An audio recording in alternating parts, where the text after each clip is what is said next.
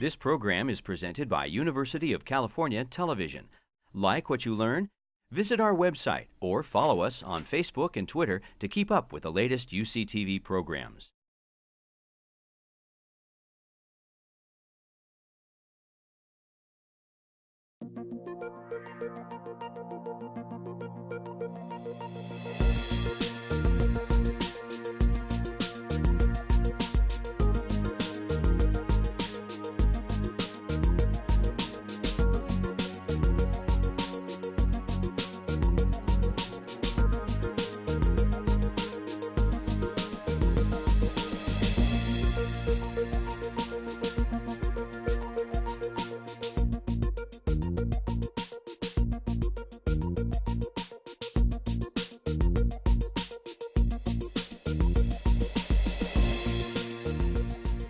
Good evening, everyone, and welcome.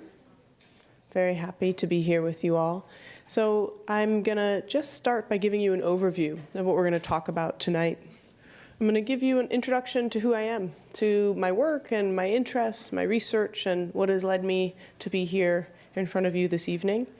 And then the way I've decided to organize the content for tonight is to give you brief experiences of the kinds of concepts I'm talking about. So if I'm talking about emotion, I'm going to try and do a little experiment where we can have a sense of what it's like to experience that emotion. When we're talking about meditation, we're going to do very brief meditations. If any of the activities are unenjoyable, no problem. They are all going to be very brief. So little experiments into various forms of relaxation and identifying our emotions. So we'll begin by looking at a specific definition of emotion from a Western psychological perspective. We're then going to think about what it's like to feel our emotions in our body, meaning the sensations associated with different emotions. We're going to then define stress and burnout. Now, these concepts may not be new to you, but I'm hoping that the way that they're woven together will provide a new lens to look at what they might mean. So starting with emotion, going on to stress and burnout, and then we're going to look at empathy and compassion, both the differences between them and how they relate to stress, burnout, and emotion altogether. And in the end, I'm going to show you a Atlas of Emotion, which is a website and tool that was just launched 2 weeks ago, and a way for us to visually explore and identify our experience of emotion. So to begin, what I'd really like us to do is a brief practice. So as you see from my presentation, I'm going to be talking a lot about stress, about emotion, about our daily experience. And so what I'd like us to do to start is to really arrive here. And what I'm going to recommend that you do is that you have your feet in a comfortable position. For some of you, that's going to be cross-legged. For some of you, that will be your feet on the floor. I recommend that if you're wearing something constrictive around your waist, that you give yourself a little space so that your breath can be truly free for just the next couple minutes. And then I suggest that you have your palms resting either on your thighs or just folded in your lap in front of you. And even though we're sitting in a chair, I'm going to recommend that you really hold your spine up straight. The classic instruction is imagining your spine as though it were a stack or a stack of coins. So a nice upright column. And then tilt your chest just ever so slightly to the ceiling. So there were a string from your heart to the ceiling, and having your chin resting in front of you gently. Not sloping too far towards your chest or too far back on your neck. And then gently letting your eyelids fall closed. And for just a couple breaths, relaxing the muscles in our face. Relaxing and releasing through our forehead and our brow.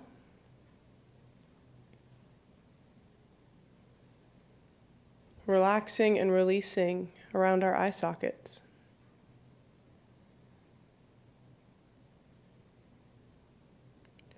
Relaxing and releasing through our cheekbone, and especially through our jaw. Relaxing and releasing through our chin, our lips, and our nostril.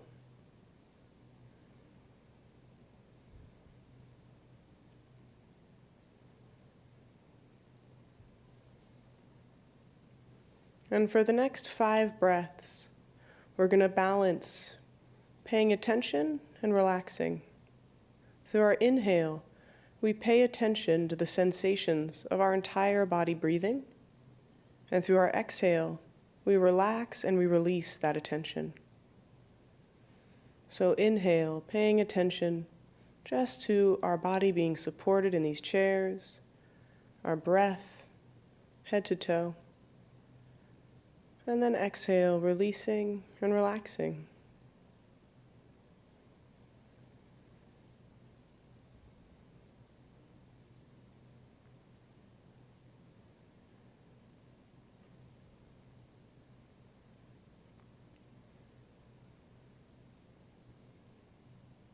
And then gently shifting our attention to a narrower focus, just to the rise and the fall of our abdomen.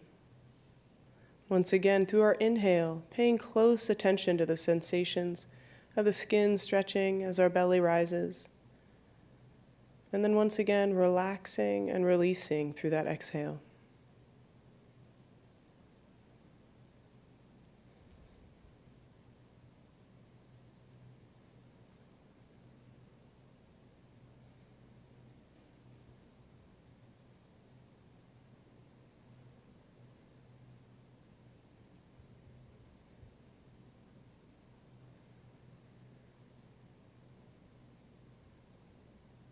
And then lastly, we switch to even a narrower target for our focus of attention. Through our inhale, attending to the subtle sensations of breath as it travels in through our nostrils. And then once again on our exhale, just relaxing and releasing that attention.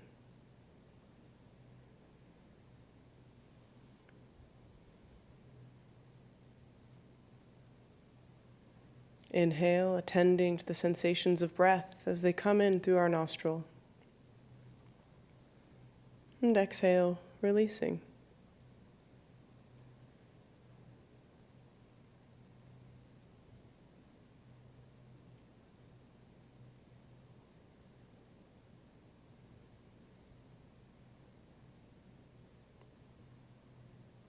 And just before we begin the rest of this session, bring to mind, what was your intention for coming here this evening? What was your hope or purpose? And just reflect on that intention for a moment.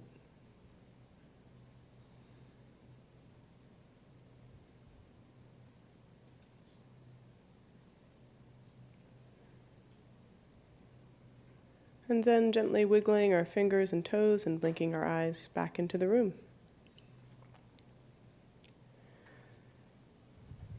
And just take a moment to notice if there's any difference in how you are now experiencing being here, any differences in your body, the way you feel. That was about a 5-minute meditation. And it's absolutely one that's beneficial to do sitting down and with someone guiding you in a formal way. But it's also one that you can try. I recommend with people I work with to try it pretty much any time you have about 3 free minutes. There's now pretty good evidence to show us that though we think when we have a break, looking at our phone is going to bring us some solace or some distraction, that very often it brings us increased anxiety and not a true break. However, if we can kind of reorient ourselves to just relax into our body, we have a really good chance of being able to get that refreshment that we're looking for. So this is a practice you can do in the elevator. You're just standing there, focusing on the breath, going to the abdomen, and going to the nostril. And the reason those transitions are suggested, or the reasons I found them useful in the work that I've been doing, is it gives you more of an anchor, more of a specific target.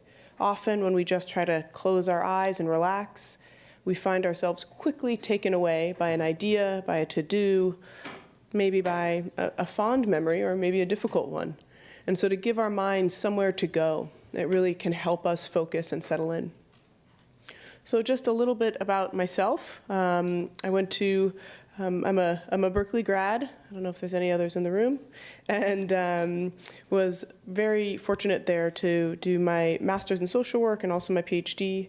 And in between the two, I worked at San Francisco General Hospital in the emergency room, which was an incredible learning experience in both meaning as well as stress and work, and led me to the work I do now, which is really focusing on how do we support people whose everyday work environment involves such a high level of distress? How do we help them support their integrity so that they can show up with compassion and they can not feel fatigued by their empathy? I am a teacher in cultivating emotional balance, and this is a training that I've now adapted in different forms to work with people in different environments, including in juvenile jails with guards there, as I did for my dissertation, in education settings for schools, and now in the hospital working with residents. So cultivating emotional balance is a Western psychological approach that's paired with an Eastern contemplative perspective on emotion. So you are, I'm sure, familiar with other contemplative approaches if you've come to other of Osher Mini Med School in mindfulness. And this one is targeted specifically on helping people identify and work with their emotions. And that's what we'll be looking at today. Currently, I'm running a study that's called SPRUCE, Supporting Provider Resilience by Upping Compassion and Empathy. And in this study, I'm translating some of those tools from CEB so that I can teach it to residents. And the Atlas of Emotion is why I have that really awesomely impressive photo of me with His Holiness the Dalai Lama that makes me happy just to see. But beneath him is the Atlas of Emotion, which is a project that he funded. And my dad and I collaborated on this for the last 3 years. And we actually, in this room, a week ago, I think it was a week ago, we presented in the Grand Rounds for Psychiatry, and looking forward to sharing it with you. I think it's a tool that you'll be able to take away from here and explore your own emotions and look at them at a deeper level as well. So let's start with a definition of emotion. When we think of emotion, what do we think of? What are some words that people feel when they think of emotion? Anyone? Energy. Anyone else? Feeling. Yeah. How about specific emotions? What ones come up for folks? Anger. Yeah. Maybe one or two more? Sadness. Joy. And joy. It's a pretty good representation. I'm glad joy came up. Sometimes I'll get people listing off, and it's like 25 in before an enjoyable emotion comes up. And indeed, emotions have an energy, right? There is a force behind them. In the second half of this definition, we see that emotions actually efficiently coordinate our response systems. So they are set up to help us respond to the world around us. And the first part of this definition helps us understand that emotion is a process. It's not just a kind of unidimensional event. I was sad.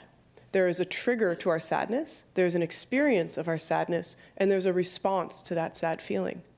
And when we help ourselves unpack that process, we can gain a little more understanding and awareness of our emotion. I'll give you a sneak preview. I'm going to be talking about awareness of emotion throughout.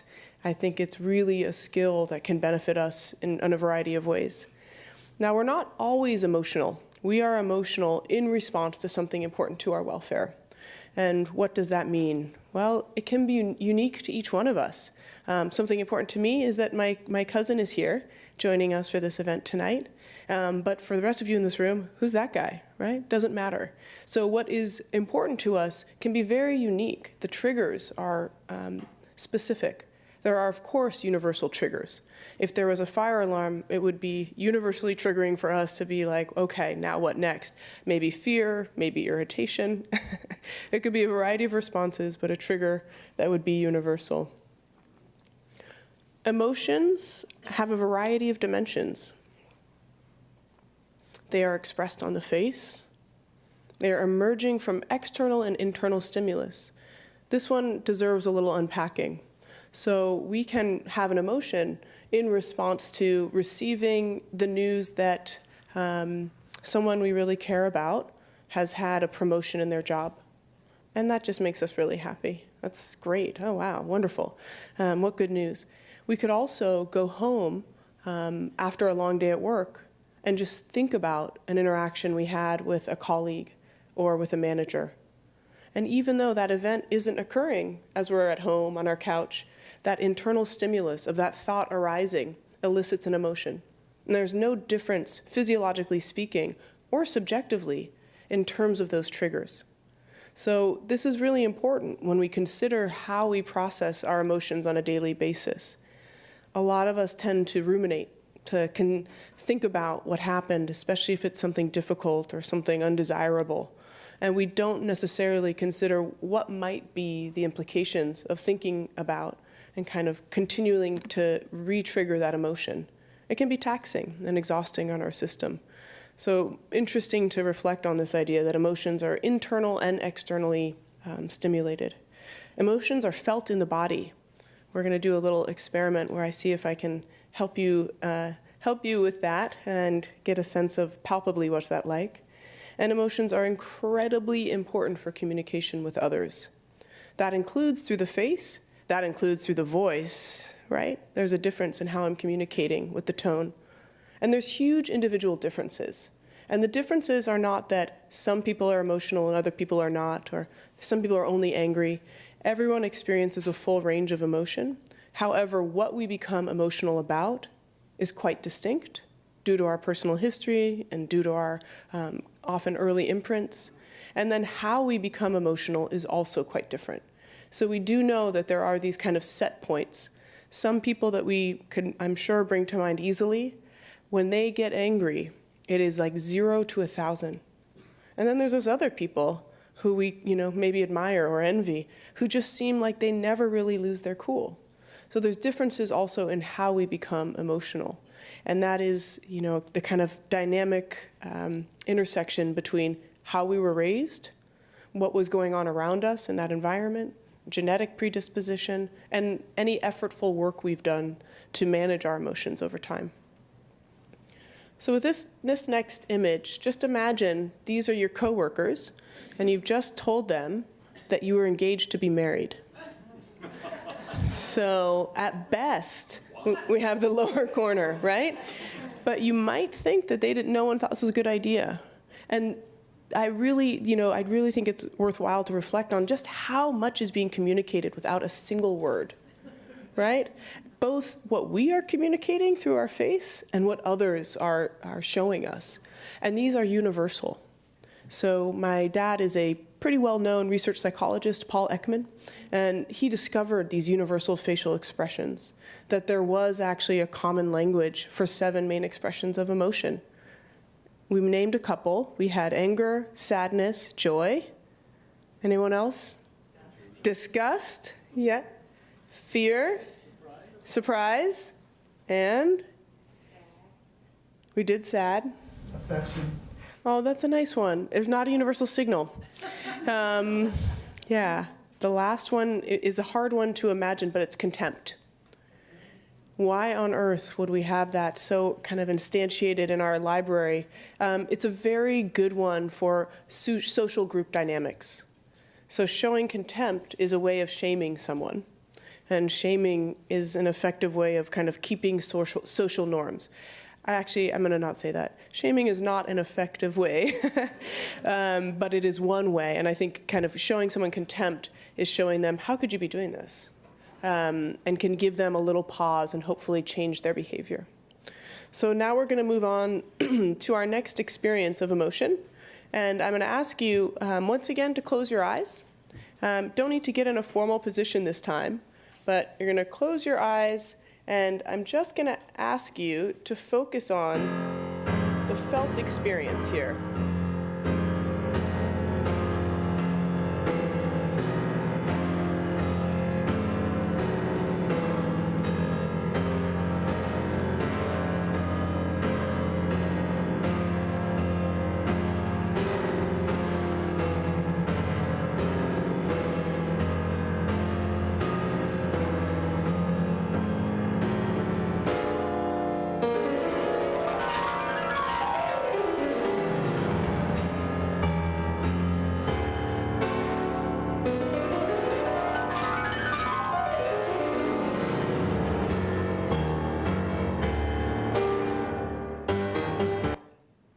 So, anybody notice any sensations listening to that music?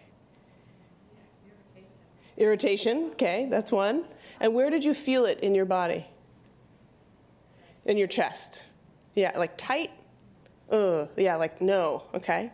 Anyone else? Foreboding. Foreboding, like a dread. Yeah, that's what I get too. And do you feel it anywhere or a certain temperature? In the tummy, yeah, yeah. Anybody else? Yeah, what's gonna happen? Yes, absolutely. And did you notice it anywhere? Kind of tensing up a little. Yeah, tensing up a little. Okay. I felt it in my stomach, that dread, that tension. Tension, yeah. And when she began doing the upward and downward lasagna, it went up and down in my body. Wow. Yeah, so up and down in the whole body with the kind of music. And you know, it's interesting, we can experience and be triggered to an emotion through any of our sense portals. Through sound, through sight, through smell, through taste, through touch, and then of course in our mind. And sound is one, I think, is a nice one to play with, because it's not what we would always think of as eliciting a kind of resonance or response. Okay, you guys ready for one more? I don't think it'll be as bad. Okay. So again, closing our eyes just so we're not getting affected by the visual. We're really just focusing on the sound.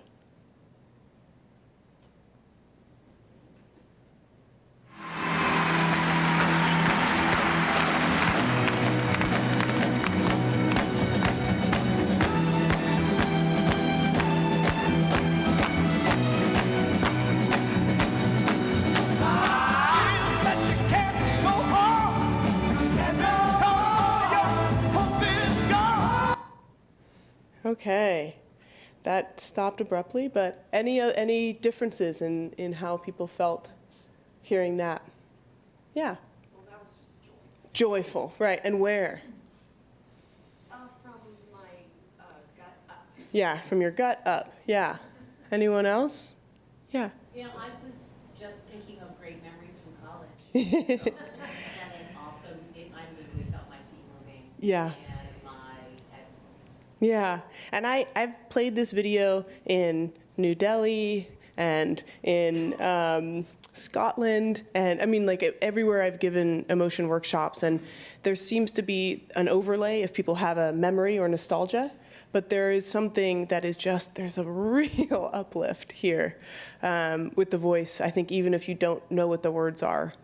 I mean, but the words, if you listen to the words, they're not that way at all. You cannot go on. But reach out, I'll be there. It's gone. Yeah. Is that a downer? But they will be there for you. That's the nice part. Yeah, yeah, and it's really, you know, I've looked for videos over the years that are reliably emotion-inducing and not overwhelming, and it's very hard. Even when I find ones that are surprising, it's too surprising for some people. Or if I find one that I think are scary, someone finds it exhilarating. So I've actually kind of winnowed to these videos for sound, but my point here is to really start giving you this opportunity to look inward at what is your felt experience of emotion. And there's a reason. It's not just that, oh, wow, there's sensations, that's neat. You probably already knew that. But our felt sensations of emotion can be a really great kind of first line for us to start realizing, I'm becoming emotional. So often we'll realize we're emotional only after we're halfway through our behavior. Or someone says to us, why are you so upset? And we're like, I'm not upset, right? And I think that as we learn to tune in to our felt experience of emotion, we start to have a better ability to recognize those signals. And to really, and you know, what's interesting is sometimes we can realize that there's actually a lot of holding that we're doing. And people more familiar with body work or any kind of meditation practice have probably already done some of that internal reflection where you're looking at what, you know, in my body, where am I holding tension, what is happening? And maybe even when we did our first brief practice, you noticed, gosh, I have a lot of tension in my face. I didn't even realize I was holding it there until I attended to it. So this next slide, oh, sorry, that word suppress is a little off. gives us a little bit more of the data on what is happening, physiologically speaking, when we're having an emotion episode, and what are our strategies for managing those emotions. So here we have watch, suppress, and reappraise. What you see below is a slide from a study by a professor by the name of James Gross. He's at Stanford University. He studies a lot of emotion and physiology. And in one of his experiments, he set up people and gave them 3 different sets of instructions. To one group, he said, simply watch what's happening in this film I'm going to show you. In the second group, he said, whatever you see, try to pretend you are not feeling it, and definitely don't show it. And the third group, he said, when you see this film, recognize and pay attention to your emotions, but try not to react. So this was watch, suppress, and reappraise. The film he showed them was a pretty horrific kind of surgery, open surgery type film.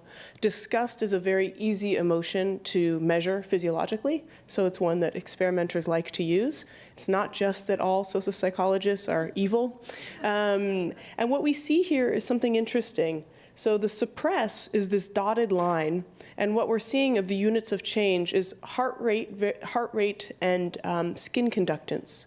So how elevated is our physiological arousal with a very blunt measure. And even when these people are told to suppress, they are having a higher arousal than the people told simply to watch or to reappraise. And as the film and its difficulty is being displayed, these people who are suppressing and not showing anything and supposedly not feeling anything are actually having a physiological higher arousal. They're getting more drained and more stressed. So what's interesting about this, especially in terms of why pay attention to our emotions, aren't those the things we just keep under the bed? I had someone in the UK, my friend's grandmother. You teach people about emotions? That can't help anything. Very stiff upper lip. It was nice to see those cultural differences. And so I think this idea of paying attention to our emotions and being aware of them, whether that's watching them or whether that's reappraising, can actually be a more effective strategy than the suppression. So for folks in working in medicine or working even in education, where on an everyday basis, you're getting triggered to a lot of emotions that it wouldn't be good to share, right? You don't want to show every time you're annoyed with a student who's asking a question or a patient who's overly anxious. You don't want to necessarily express everything you're feeling, but to have an awareness of it, that's the ideal. And it's an ideal not only because you're allowing yourself to pick up on those emotional cues, but because it actually, in this way, is less effortful on your system than trying to avoid and suppress what you're feeling. We'll get into this a bit more. So let's talk about burnout. I'm sure most of you in the room have heard of the term burnout or maybe even experienced burnout. How many people in this room have worked in healthcare at some point? Okay, so a fair number. How about just general human service work, so directly working with others? How many? Yeah, okay. So burnout is specifically described as a phenomena that can occur when you're working closely with other humans, initially designed for hospitals and now used in schools and actually corporations as well. So the first level of burnout is an emotional exhaustion, and that is the everyday emotional labor of working with others. So we think of physical labor as, here I am, I got to build this house. There's a lot of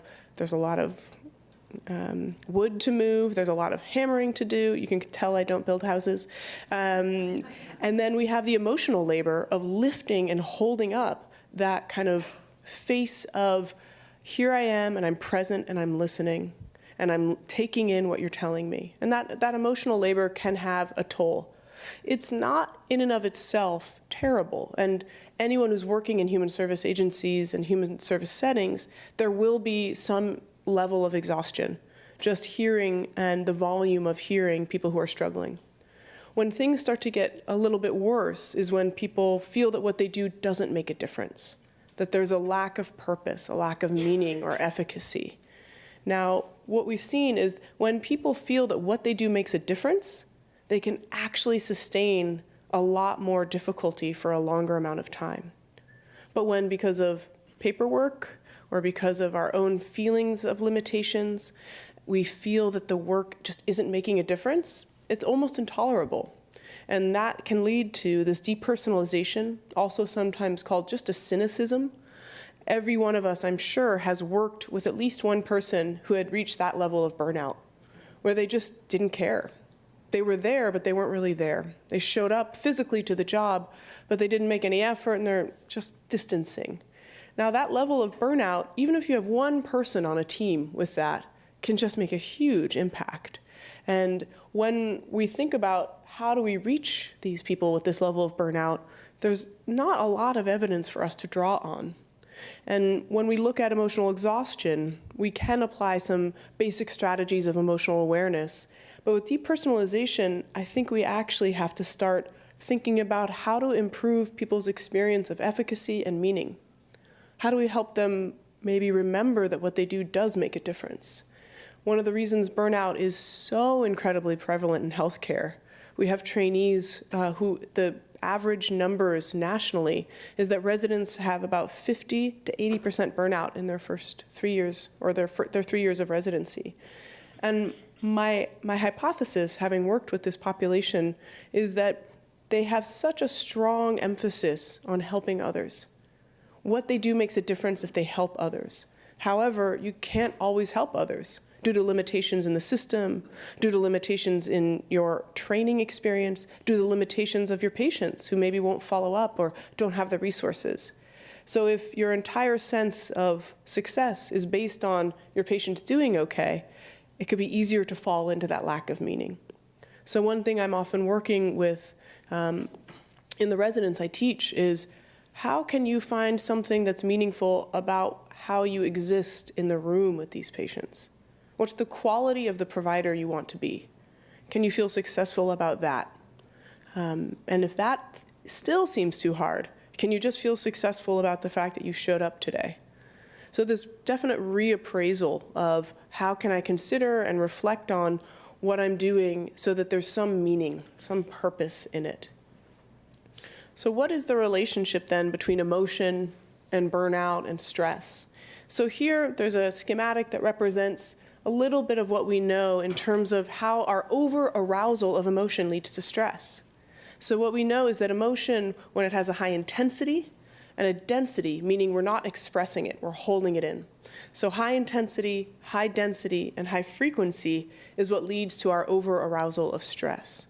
And it's interesting, we have some stress physiology researchers here at UCSF, a whole lab that Wendy Berry-Mendez runs, and you would think that emotion and stress were these completely different entities, and yet there's no difference. Underneath our stress is an emotion.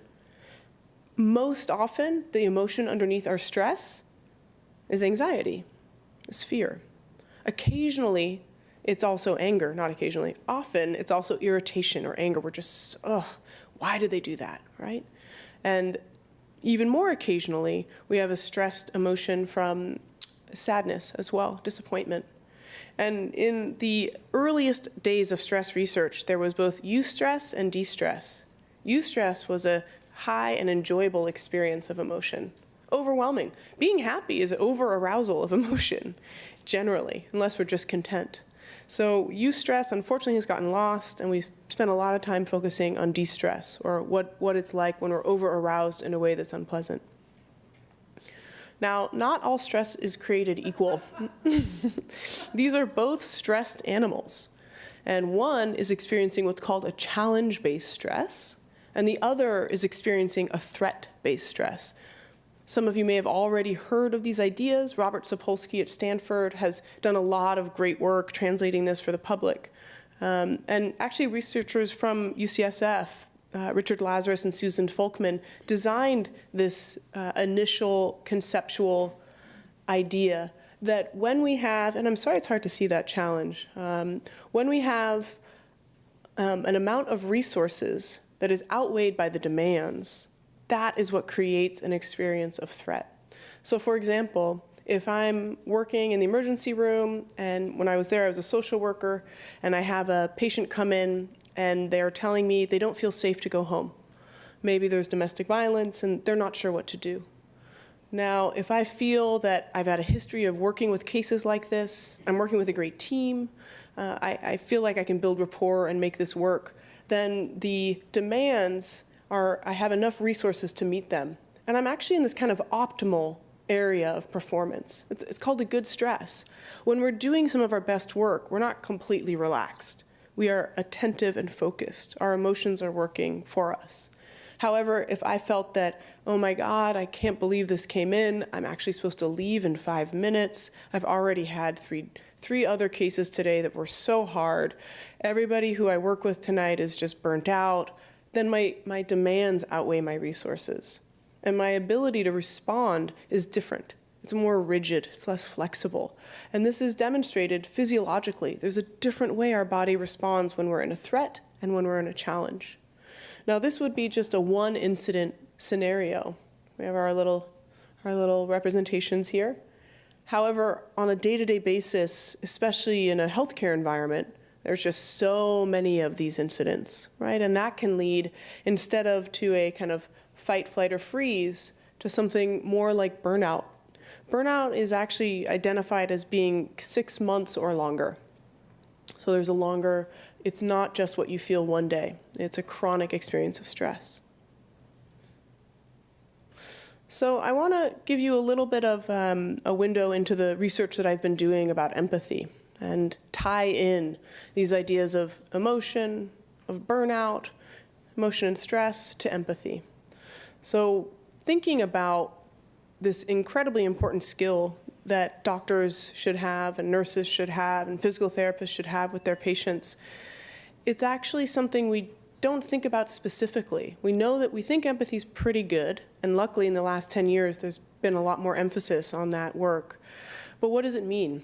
So I did a series of interviews with residents last year on please give me an example of when it was easy to feel empathy with a patient and when it was hard. And one example I got was about working with a woman who was deaf and had a severe respiratory infection. She was awaiting surgery, but there was a lot of unforeseen delays. Because of her infection, all of the providers had to wear masks. So she couldn't read their lips, and she couldn't hear what they were saying. She felt very distressed and upset, and this resident describes figuring out a way to contact her primary care provider and to bring her primary care provider in, who has a good rapport. They started writing notes together and really helping this patient feel at ease. And so what we see in that example is that this resident is recognizing the distress in this woman who was kind of upset, screaming, crying, and then allowing herself to consider what is the way I can best kind of respond or meet the needs of this patient. Another example was actually a difficult time to feel empathy. And this resident described that there was a patient who was just really hard to get along with. With all the nurses and doctors, he would second guess everything done to him. He would deny certain treatments and then demand that same one that same day. And this resident said they felt so frustrated working with this patient. It just was wearing them down. And they, on their one incident, kind of went in right before they were going to talk to the patient and just witnessed the way that doctors were kind of poking and prodding and, touching the patient. And it gave this resident a moment of true empathy and reflection. I really wouldn't want to be poked and touched that way either. That must be awful. And after that kind of realization, they found that what was a very difficult to empathize with patient was someone they could really relate to, someone who didn't want to be pushed around or just told what to do and talked over. And so I thought that was two nice examples of empathy, and two nice examples of empathy that show us that authentic empathy doesn't mean being a marshmallow. I think people assume when I say, oh, be empathic, it means always being nice, or it means just kind of holding someone's hand by the bedside. They're often, it's a precision tool, and there are specific skills. And what we need to do is train ourselves to be able to not only identify what's happening to someone, but learn how to respond in a way that is both attended to that person, but not losing ourselves in the distress of that person and what's happening to them. So this is where we're going to bring in the relationship between empathy and stress.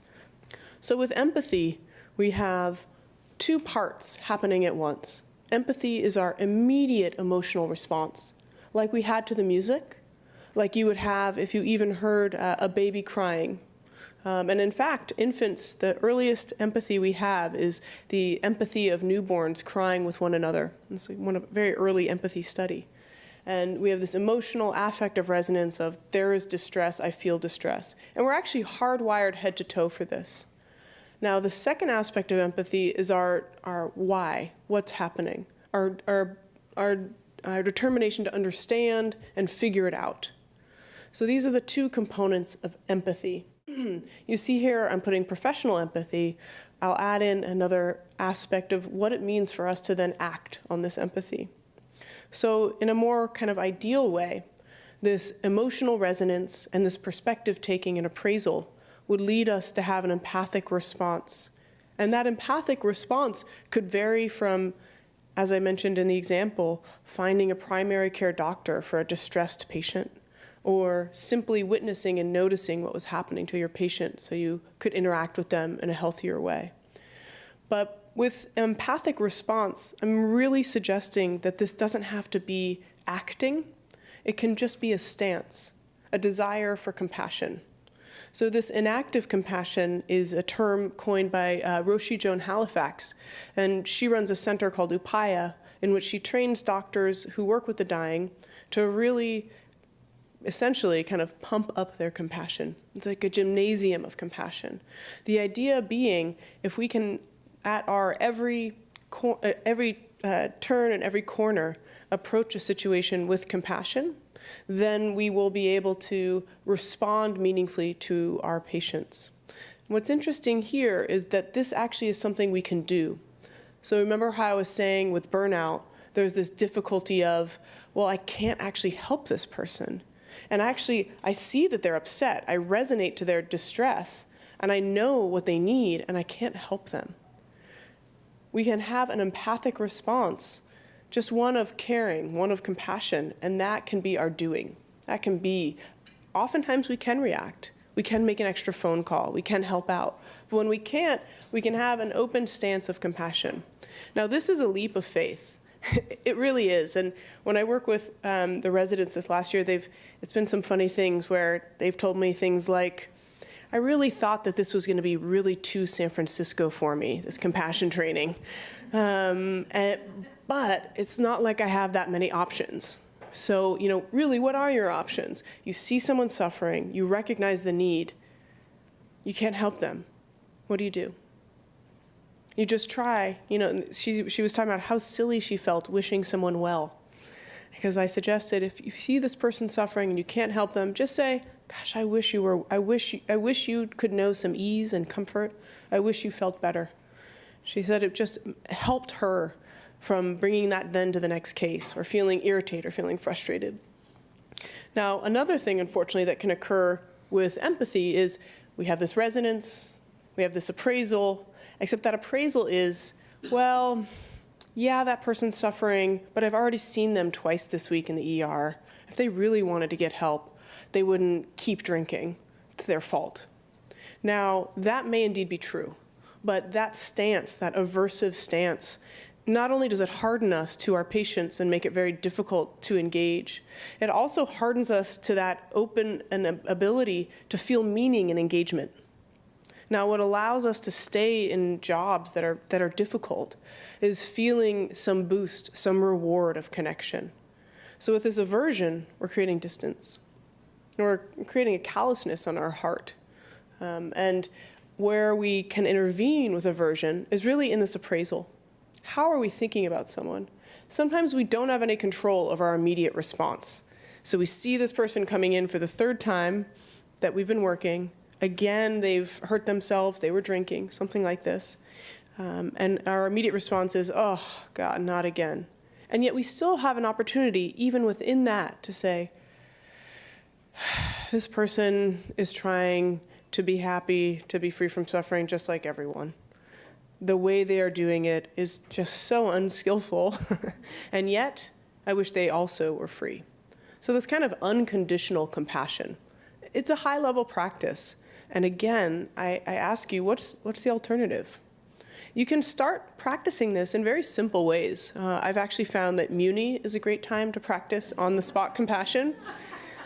Not only because it breaks down a lot, and you're just like, are you kidding me? We live in this city and it breaks down like this all the time. But also when you're just jammed in, and that person with the backpack who just keeps hitting you, and you're like, what is their problem? And it's a really nice moment to catch yourself getting tight and just releasing. And I wish they were happy too. And again, this seems like, why would I even start to try that? But what we tend our mind towards is how we're leading our lives. And if we kind of tend it towards compassion and use the entire world as our gymnasium for it, it's a great opportunity. And my guarantee is that you will feel happier. That is a direct quote from the Dalai Lama, not necessarily backed up. I mean, there's some scientific evidence that daily compassion practice improves your happiness, but he doesn't talk about the Muni. But his overall idea is definitely, if you want to be more happy, practice more compassion. And if you want to lead a longer life, practice more compassion. And there's something interesting about how compassion releases us from these difficult, draining emotions. And I'm sure that we'll see over time, as stress research becomes more and more important, because more and more people are struggling and suffering with stress, that the strategies we have to deal with it are trying to release it, trying to identifying it, trying to let it go.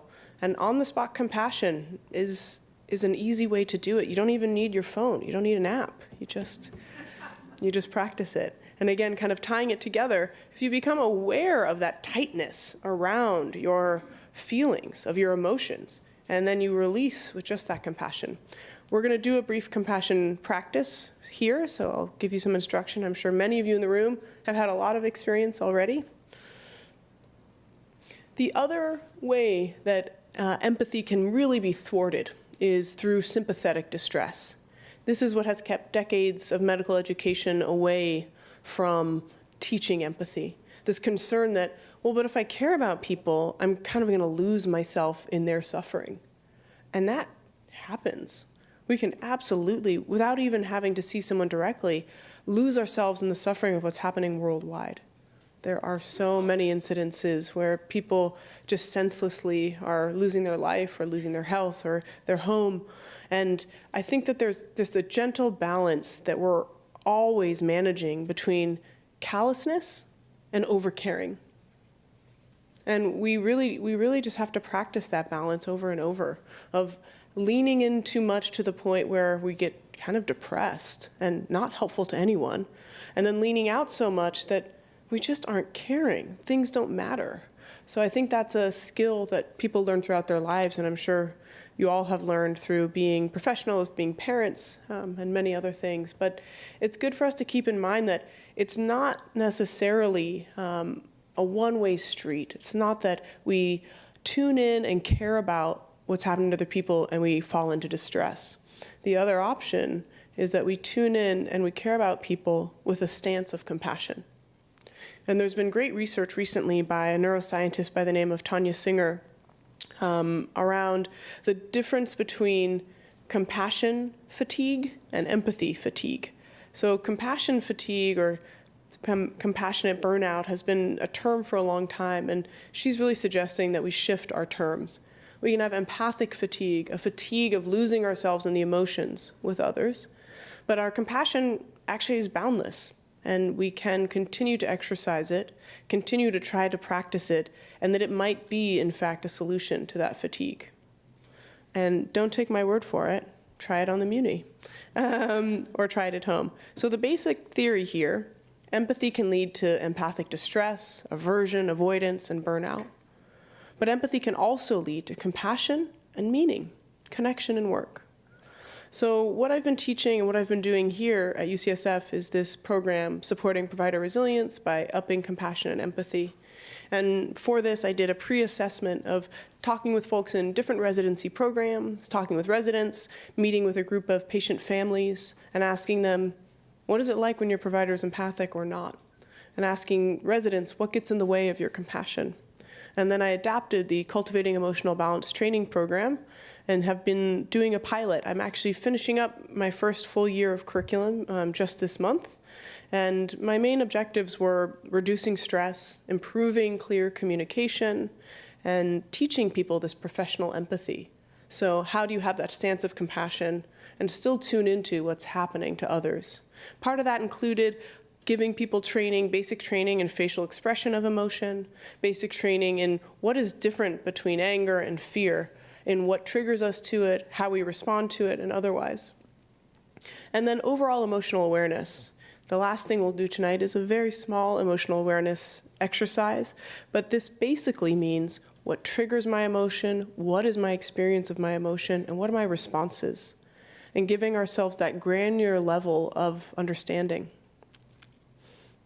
So how is this actually taught? Well, one of the things is many moments of awareness and breath training. Now that sounds really fancy, but that's how we started our evening. Remember, we just focused on our whole body, on our abdomen, and on our nose.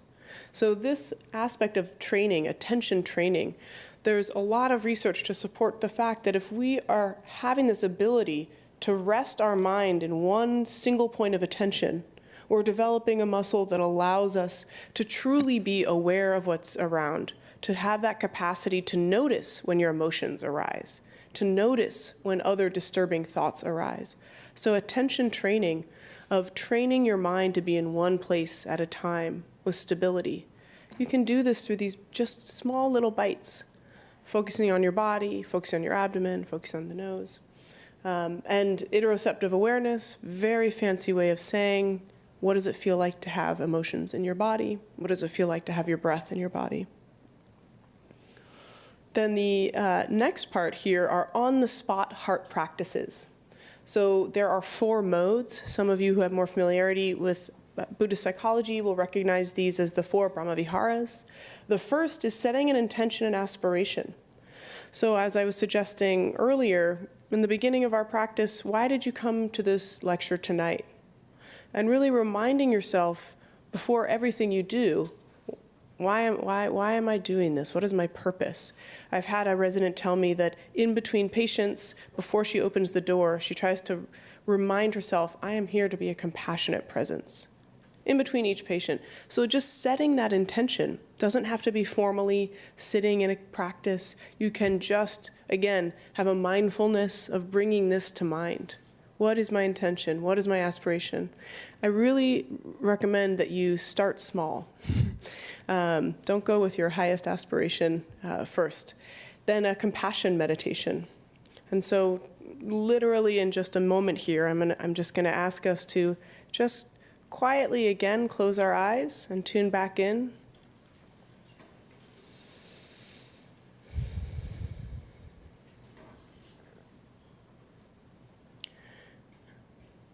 And as an easy practice for this target, I'm just going to ask you to bring to mind a friend or loved one, someone who we know is going through a hard time, struggling, maybe with health or finance or professional.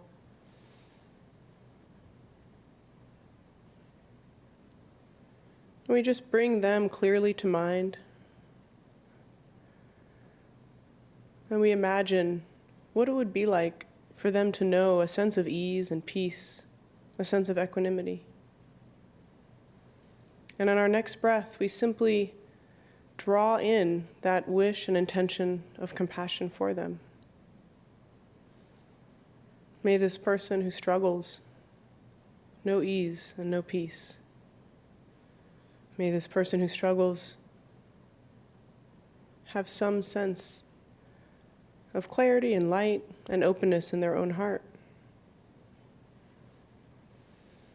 And again, not with an intention or reason of what we need to do to fix or help them, just simply our own awareness of our compassion for this person.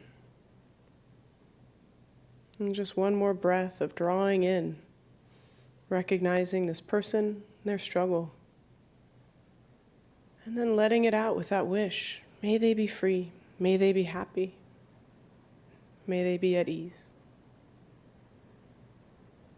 And then gently blinking our eyes back open. Don't even need to close your eyes, but just that tenderizing of the heart towards another. It can really help us overcome some of our more entrenched feelings of grief and helplessness, especially for family members who we can't help. I'm sure every one of us has one of those in the room. And we can just spin our wheels endlessly, wishing that we could change something about their decisions or their physical health or whatever it is. With the joy practice, this is a really nice one, just attending to and tuning into the goodness around you at all times. This is especially useful when you're just feeling worn out. You don't really even have a feeling of wanting to set an intention or aspiration. And you just notice and look around, and you see just so much goodness, so much sweetness between people. Working the ER, I would just see just the tenderness between patients who didn't even know each other, comforting each other in the waiting room. Just small things, tending our mind towards that. We can do that as a formal practice at the end of the day. What did I see today that reminded me that things are basically good, basically okay? There's a great deal of research on gratitude. If you just Google gratitude research, many special forms and programs you could try. And then balance is this idea of when we have a moment of not doing something, can we just rest in that moment, not move on, not do the next thing? And training in that is actually the hardest and highest level practice. So I was telling you about this on-the-spot emotion awareness. I developed an app. I know I was just saying you don't need an app, and yet here I am in Silicon Valley. So why not? And I do think for residents who, unless they're reminded to do it, like many of us in a busy day, it just is not going to happen. And I asked them a couple times a day to tell me about the trigger of their emotion, to what they felt and what they did, and did that for a couple of weeks. So I'm just going to ask you, does anyone here remember their most recent experience of emotion? And if you do, you can just, we'll do it personally so we can do it efficiently. So if you remember your most recent episode, it could have been irritation or sadness. Do you remember what triggered it? Who was involved? What was happening? Do you remember what you felt in your body when it was happening? And then what was your response? Very simple set of questions. But if we do that a couple times a day and just tune in, we get, again, that greater granularity of understanding of what are our emotions, what's happening.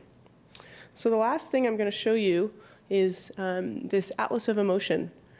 So this is a quote that launched the whole project.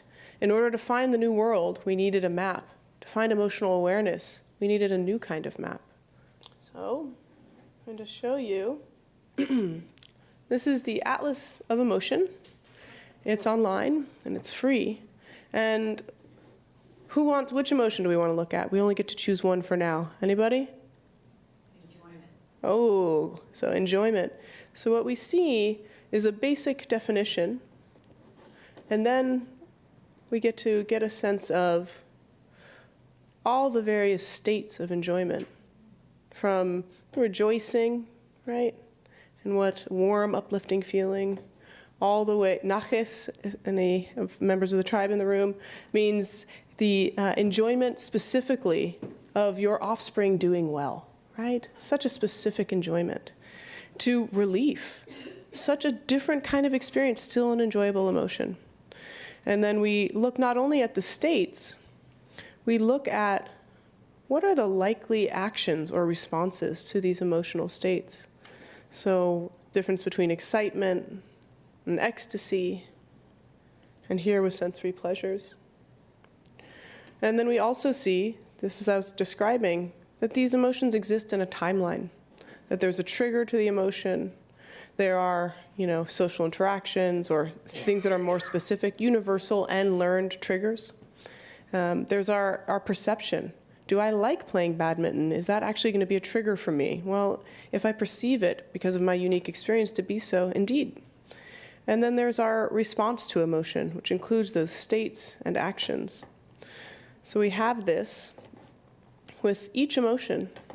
So for example, with fear, we see a whole other set of difficult emotions most often that lead to different states and different ways that we act. So I invite you to check this out online and share it with friends, and very excited I got to show it to you all here. So for my last slide, thank you for your attention.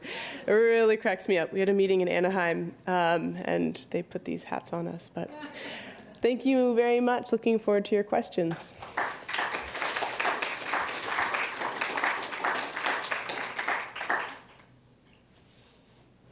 Please. Hi.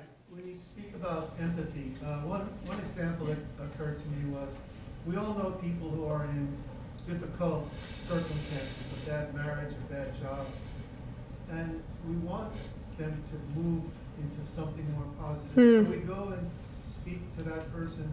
We get a pretty rapid agreement that comes from the brain. But as soon as we suggest an action to relieve that, the stress might be bad, but it's a known factor, and it's much more comfortable than the stress of going into an unknown possibility. Yes. And they begin, the messenger becomes the enemy, even though the message is agreed upon. Yeah. It's like, I'm the bad guy. I'm not the bad husband that's doing this to you, but all of a sudden I am. And the anger and the response is extremely frustrating. So I don't know how to work out that in your empathy models, because there's sometimes when you try and it just doesn't work. Yeah. Maybe someone else has to pick up the. Yeah, I mean, I think your empathy isn't the problem. The empathy is clearly demonstrated, so you have that resonance to this person's struggle. You see clearly what's going on, and your response is one that's compassionate from your point of view. However, what we believe to be compassionate can sometimes not be accurate. And I think so it's a little bit in that level of appraisal. What I think this person needs is to leave. Every single direction points to it. But what I'm not seeing is this whole history of instability from them in their childhood when they were abandoned. So the idea of, so I think sometimes our appraisal can be quick and without how could we know, right? So yeah, thank you. Other questions? I'm appreciating your answer. Oh. Because I lived that. Oh, okay. I then finally opened up about her life. Yeah. Oh, it all makes sense. Thank you. Yeah, thank you. Yes, and then yes, yeah. Are you doing any work around caregivers and this kind of emotional response? I'm thinking particularly for people who are non-professional caregivers. Sure. Oh, yeah. Specifically for people who never applied for the job Yeah. and got it. Yeah, I totally, yes, I agree. And I'm fortunate to do some work with Alyssa Eppel, who's over at Laurel Heights, and she's been doing a lot of work with caregivers. So through her, I'm getting the opportunity to figure out, is there a way that we can actually deliver some of these tools and solutions online? Because unfortunately with caregivers, there's often a difficulty of social isolation enforced by kind of having to be there for someone all the time. Again, for a job you didn't necessarily sign up to. Interesting thing is there's some great caregiver research that was also done here at UC with Judy Moskowitz and Susan Folkman, and they found this very high co-occurrence of positive emotions and stress. So someone can be having a very stressful situation they did a whole study with caregivers of patients with HIV and AIDS. And what they found was those caregivers who felt that what they did made a difference, again, that kind of, this matters, were able to experience some joyful emotion throughout their difficult day. I found the same to be true in my research with residents. When I asked them about their daily experience of emotion, what would you guess would be their number one emotion experience over the course of a week? Yeah, frustration. Their number one, that was more than half, or actually 20%, was peaceful, and then other enjoyable emotions, with 50% of reported emotion, followed up by frustration and annoyance.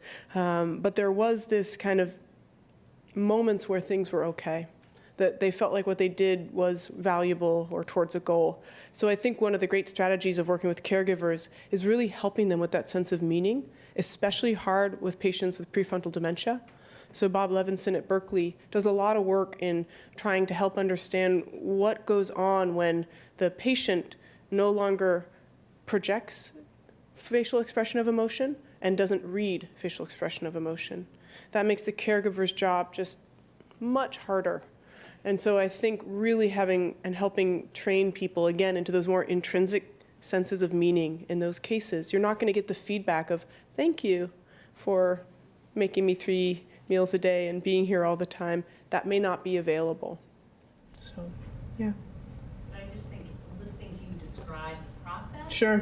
would be invaluable. Yeah. People who just, I guess so much of it is just automatic. Yeah. That, so I hope if you're going to do it online or locally, Yeah. that you'll publish. It's a great idea. Yeah, I've done some trainings for Zen Hospice with home health nurses, and they choose it a little bit, but they don't get the training. So yeah, I think that's a great idea. Thanks. Yes. For those of us who are healthcare users, Sure. as opposed to healthcare providers, how do you suggest we evaluate our providers on their adequacy Yeah. in terms of empathy and all the other things you've talked about in order to decide whether to continue using them? That's a great question. I think, what's interesting is when I did this focus group with the patient family members, this was for pediatrics, but I asked them, how do you know your provider's being empathic? And the responses were so divergent. Some people said, they don't call me, often when a pediatric doctor comes in the room, they say, how's mom doing, if the mom's there? And this woman said, don't call me mom, call me by my first name or call me by Mrs. So-and-so. So that to her was empathy. I respect your role. For another person, it was the doctor comes in the room and they put their hand on my hand. And for another person, it was they give me all of the medical information expecting I'll know how to use it. So I think, of course, per person, it'll be really different what you're looking for and what makes you feel taken care of, what makes you feel listened to. But I believe it's a Gestalt experience. You're in that room with that person, you're experiencing them. And I think I mean, I have a question. Have you ever struggled to be like, I'm not sure, is this person the right kind of empathy for me? Has that ever been a struggle, or you feel pretty clear when you meet them? Well, I have a lot of questions for my primary care provider. Yeah. For example, I'm a lot older than they are. Sure. Will they still be practicing when I'm still alive and quite old? I wouldn't like to lose them Right. at the very end. Yeah. And I don't know, I'm conflicted about whether or not my provider is adequately empathetic or is really quite intelligent about my irrational fears. Yes. I hope you have some more time to figure it out with them. It's an important question, and I haven't really thought of it from that perspective of, I have been a healthcare recipient. I had a back surgery a couple years ago. And I had one provider, not at UCSF, I'm happy to say, but who was so clearly burnt out. I was already doing this research, and I just was overwhelmed by his callousness. And in my network at the time, he was the only person who could see me. I didn't have a choice. And then I saw someone, luckily here, my orthopedic surgeon, Dr. Shane Birch. The guy was, he is beyond stressed out. He sees so many patients, is responsible for so many residents. He made me feel like I mattered. He really did, and it was very simple. So I think, I do think it can be sometimes very cut and dry, and other times a little more nuanced, and balancing our own, is this real, what I'm feeling? There's a great turn of phrase about emotion by a Tibetan Lama who teaches in the West for the last 25 years. And he says, our emotions, they can be real and yet not true. So that fear that you're experiencing of your provider, it's a real fear. Is it true? Is it based in reality? And sometimes the work we need to do with our emotional experiences is make that important distinction. It's not that it isn't important, right? Oh, I'm feeling this. This is a real emotion and it matters. But is it true? Is it true to this reality? We often import our experiences of emotion from early times in our life. So, Do you think conflicts in that regard lead to bad outcomes? conflicts in which regard? Lack of good communication with the provider? Oh, yeah, of course. Yeah, I mean, there is one study that's like endlessly cited because less empathy in provider was equated with higher malpractice suits. That's when medical education really started getting excited about empathy, and I'm grateful for it. It's hard to prove. It's a hard area of research. There's not, unless we had both patients and doctors wearing GoPros on their head, it will be really hard to evaluate empathy. We're asking people, are you empathic? I mean, that's a tough one. And then you're asking the patients, and unfortunately, there's a very positive, or fortunately, there's a pretty positive skew for the people who do respond. People who do respond to these surveys say they really like their providers, but that's like 11%. So, yeah. I've been involved in assisting a friend with a very serious medical issue and watching that person's oncologist. And this oncologist is a high-ranking oncologist in that physician's field. And yet I felt in watching their interaction, which I was privileged to do with the request of the patient, my friend, that there was a lack of empathy, compassion. And so I guess my question is it an either or choice? You know, even you have these wonderful technical skills and knowledge. No, yeah, I hear your question. Yeah, yeah. No, I think that's such a good question. Like, if you're empathic, does that mean that you maybe are not as good at your job? And I think that that's a common belief. Like, there's no way someone could care that much and still be really on top of what they're doing. And for sure with surgeons still believe and will hold true that empathy would get in the way of my job. I am not a surgeon. I'm not going to tell them it's not true, but I don't believe it. And for most healthcare professionals, I mean, the programs I work in are the ones you would expect: pediatrics, family community medicine, general internal medicine. And for these people, indeed, the majority of their work, the majority of their treatment is them, right?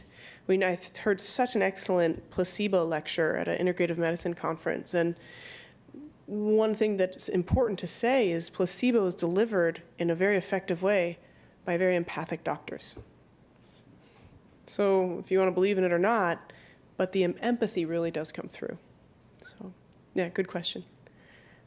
Yes, please.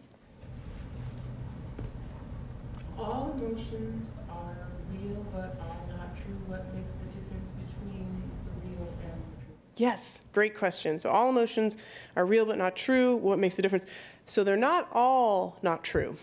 So let's say I came here and my computer didn't work and I couldn't get my PowerPoint slide presentation off and I was just going to have to talk without any pretty pictures. There would be a very real sense of fear, and it would be true, right? Absolutely based in reality. Like, this may not be the presentation I'd hoped it would be. However, if I came here already anxious about everything that could go wrong with no real trigger, that would be a real experience of fear that wasn't based in reality of now.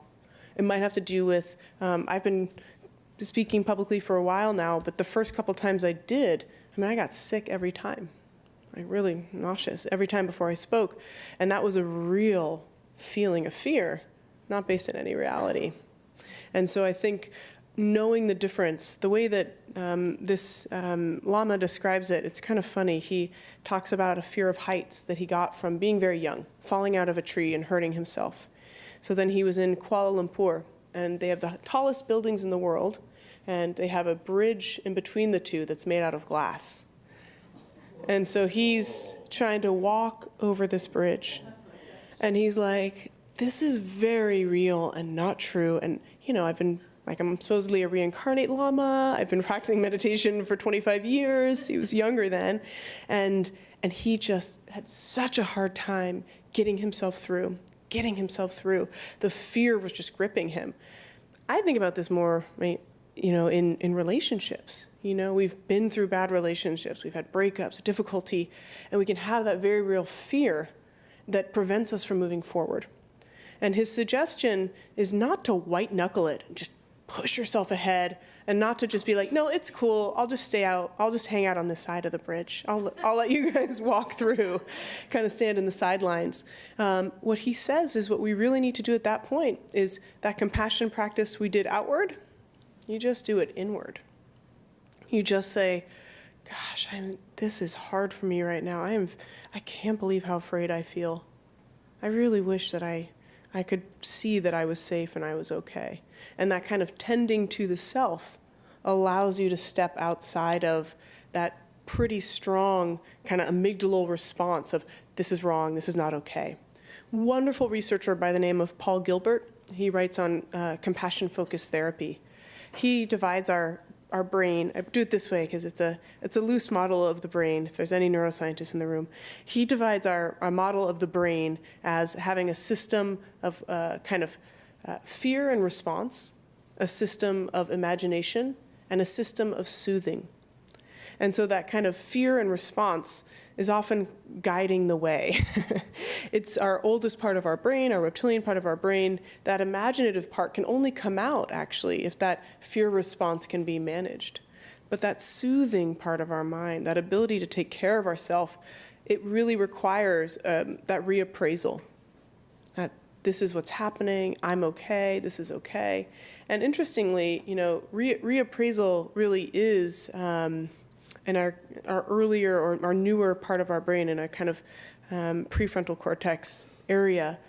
It doesn't really matter where it is, but it does require that some effortful training. It's our fear response, we need no training. Effortful reappraisal, we need training.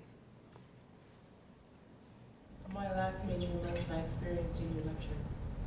I remember my birth, and it was traumatic for me. And the image of the surgeons go up really. Yeah. That was my memory of my birth, minus the person in the upper left.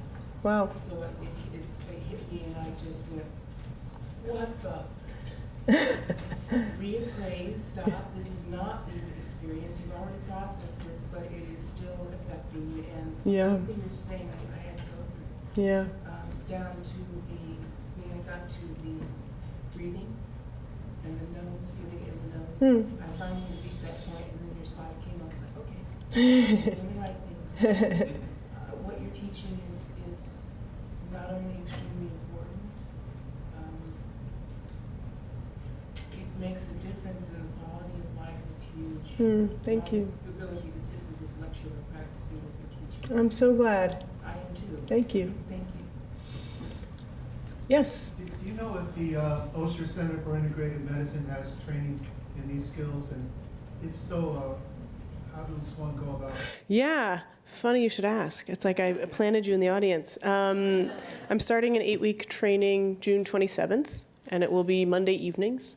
And the sign-up is online, and it's the full version of the Cultivating Emotional Balance course, so not the one that I adapt for students that's short.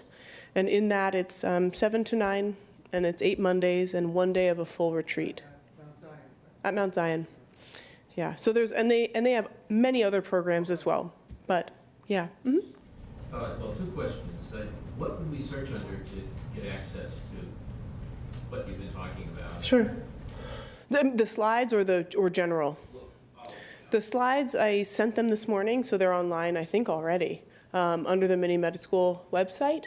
I have a website, if you Google my name, and I have a lot of online teachings and the papers I've published and things of that sort. Yeah, it's, here, let's go to the beginning here. But it's, but there's, luckily, living in San Francisco, there's so many options to learn these skills. There's a lot of people teaching. Oops, there we go. And my question is, what do you think of Thank you. faking it as a strategy? Give me an example. Just not having to deal with somebody Sure. in a professional setting. Yeah. And needing to listen. Totally. and to figure out what's the best advice to give to them, but just not feeling like you want to do it. Totally. Yeah, it's a great question. So he asked about faking it. Without that strategy, we would not survive. I mean, it's so crucial. And it's interesting, there's been some research and writing on what's called deep acting versus surface acting. So the deep acting of this person comes in the room, I'm trying to pretend I care, and I just go with this deep place, like, okay, I'm gonna pretend this is my mom, right? Or I'm just gonna really get in there. And then there's the surface acting of, I know what's expected of me, and I'm gonna perform it. And both of these are not necessarily authentic to how we feel. And the danger can be that if either in deep or in surface acting, we can start to feel alienated from our own emotional experiences. So deep acting, not recommended, because you really do start to lose yourself in your emotions. You're not as much, it's not, because you never want to be above your emotions, but you're not, you're drenched when you're deep acting. The surface acting is okay, but you have to almost imagine as though you had a rope tethered to the core self of what you really feel. So checking in, like, that was really not how I feel. Sometimes people do practices of reflective writing, or sometimes just looking inward of, that was really hard to pretend I cared because that person was really callous and that person was actually mean or rude and I had to be present. And many parts of our job require that. And I don't think there's anything per se wrong with it. It's emotional labor. It's part of what's the emotional labor of the work. As long as we don't lose kind of track of our authentic feelings. The first book on emotional labor was written in 1983, and wow, I'm totally forgetting the name. Anybody know emotion labor? The book is called, it'll come to me. But it's about airline stewardesses who every day in Southwest are just, definitely faking it, right? And the differences in how they process that level of high performance on a daily basis. And a lot of them suffer from that feeling of emotional distress and being overwhelmed. So, yeah. I don't know if that's a real answer, but yes, it's a problem. Yeah. I've taken all of this as a parent of teenagers. I gotta fake it. But one of the things, and I think it was the last arrow of something, but I know that there are times when I feel emotion, but I get angry and I have my outbursts and, but at the end of the day, I always do an appreciation of each one of my children. And I always have something, even if that day was horrific or whatever. And not too long ago, one of my kids said, "You know what, Mom? I'm going to give an appreciation of you." Oh. So that, something clicked. Mm-hmm. So Yeah. yeah. So this is very apropos to parenting. Yes, I hear that a lot. So that, I don't know if everyone heard that, but her approach with her kids is to, in order to manage the feelings of frustration or annoyance or maybe even disappointment on a daily basis, to end the day with an appreciation of the kids so that she reminds herself of what that's like. And then what she says is there's an experience where the kid actually reflected that back to her, of appreciating her, which was so lovely. So, yeah. And I do think people, when I give lectures, especially in a more corporate setting, which I occasionally do, people are always like, yeah, I get it, but my boss doesn't get it. So, how? And you can't fix someone from the outside. And I do think that people don't like to hear it, but I'm like, you gotta find the goodness in this person. You gotta focus on that, and you gotta model that. And that's not like a direct lead to helping them. But there's not, what is your other option? Fight it, hold on, I'm gonna wait till they're wrong, and then I'm gonna be like, yes. Not really worth it in the end. So I really just think of, if you really have an intention of wanting to be more balanced and wanting to be more at peace, you just kind of like if that really is close in your mind, you actually become emotional about less stuff. That's generally what I found. Yeah. Well, I think when we as patients know that our doctors really care. Yeah. I happen to have the most awesome, fantastic primary doctor in the whole wide world. Where I will go to him and he will refer back to when I may have gone in for a year before. Wow. Something like, oh, I had a broken toe a week before I was going to a spa for a week. A year later I went, he said, how did that work out when you went to the spa with that broken toe? Well, I mean, whether it's in the notes, and he takes the time to look at my notes before he walks into the room or what. But of course, I take it personally that he cares. And then I give it back so that he feels great. I really appreciate it. Yeah. You know, you remember or you say something. He does it every time I go in. That's so great. That's, yeah. Yeah, I don't know if everyone heard that, but just a mutual appreciation with a provider who shows care and intent by remembering and then showing and responding with appreciation. That's an ideal situation. I'm glad to hear that. So I think we have time for just one more question, if there's another question. Okay. Thank you all so much.